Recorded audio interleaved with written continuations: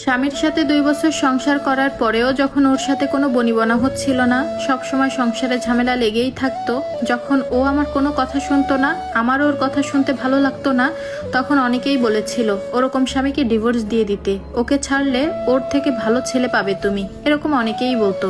কারণ আমার স্বামী আমার থেকে দেখতে কম সুন্দর ছিল, কম শিক্ষিত, ওর মতো ছেলেকে আজকে ছাড়লে কালকেই আর একটা বিয়ে করতে পারবো। কারণ আমি ছিলাম দেখতে সুন্দর, শিক্ষিত, আমার ভালো একটা জব ছিল, মাস শেষে মোটা অঙ্কের বেতন পেতাম। আমি যখনই কারোর সাথে আমাদের সংসারের বিষয়ে আলোচনা করতাম, তখনই তারা বলতো সংসারে ঝামেলা না বাড়িয়ে দুইজন আলাদা হয়ে যাও, এতে করে তোমরা দুইজন শান্তিতে থাকতে পারবে। আবার যদি আমি আমার পরিবারের সাথে এ বিষয়ে আলোচনা করতাম, তারাও বলতো তোর যদি ভালো না লাগে তুই ওকে ছেড়ে দে, কারণ তোর ভাত কাপড়ের দায়িত্ব তুই একাই নিতে পারবি। আমি পড়েছিলাম দোটানায়, এদিকে আমি কার ভরসায় সংসার করব। আমার যে স্বামী ছিল তার সংসার ব্যাপারে কোনো আগ্রহ ছিল না, একটা সংসারে কি কি প্রয়োজন সেটা সে জানতো না। আমি বাইরে অনেককেই দেখতাম হাজবেন্ড ওয়াইফ কি সুন্দর সময় কাটাচ্ছে, তাদের ভেতরে কত ভালোবাসা, এদিকে আমাদের ভেতরে এসব কিছুই ছিল না। এর কয়েকদিন পর এক প্রকার রাগ হয়ে বাধ্য হয়ে জিদ ধরে আমি আমার হাজবেন্ডকে ছেড়ে দিই, কারণ যে আমার খেয়াল রাখে না, যে স্ত্রীর মর্ম বুঝে না, তার কাছে আমি থাকবো না। তবে ডিভোর্স দেওয়ার আগেই আমি ভেবে নিয়েছিলাম আমার হাজবেন্ডকে যখন ডিভোর্স দিব তারপর আমি আর কখনো বিয়ে করব না।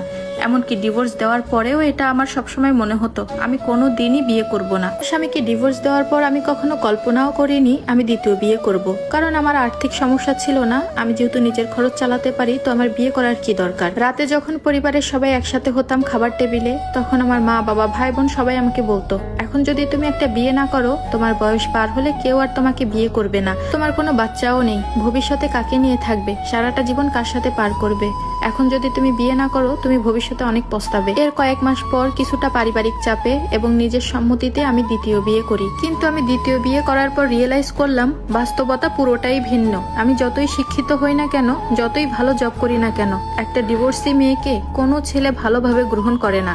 যদিও কোনো ছেলে বিয়ে করে, সে তার পারিবারিক চাপে বিয়ে করে, আর না হলে তার লোভ লালসা থেকেই বিয়ে করে। বিয়ের 3-4 মাস বেশ ভালো কাটলেও এখন আমার দ্বিতীয় স্বামী প্রতিনিয়ত আমাকে খোঁটা দেয়। আমি যদি এতই ভালো হই তাহলে আমার ডিভোর্স হলো কেন?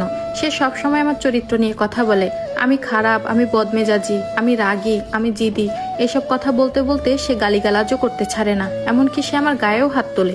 কিন্তু আফসোসের বিষয় হচ্ছে আমার যিনি প্রথম স্বামী ছিলেন তার সাথে আমার যতই কথা কাটাকাটি হোক না কেন, সে কখনো আমার গায়ে হাত তোলেনি। আমার আগে যে ফ্রিডমটা ছিল এখন আর তা নেই। এখন আর জোর গলায় দ্বিতীয় স্বামীকে বলতে পারি না তুমি থাকলে থাকো, না থাকলে চলে যাও, আমার জব আছে, আমার টাকার অভাব নেই।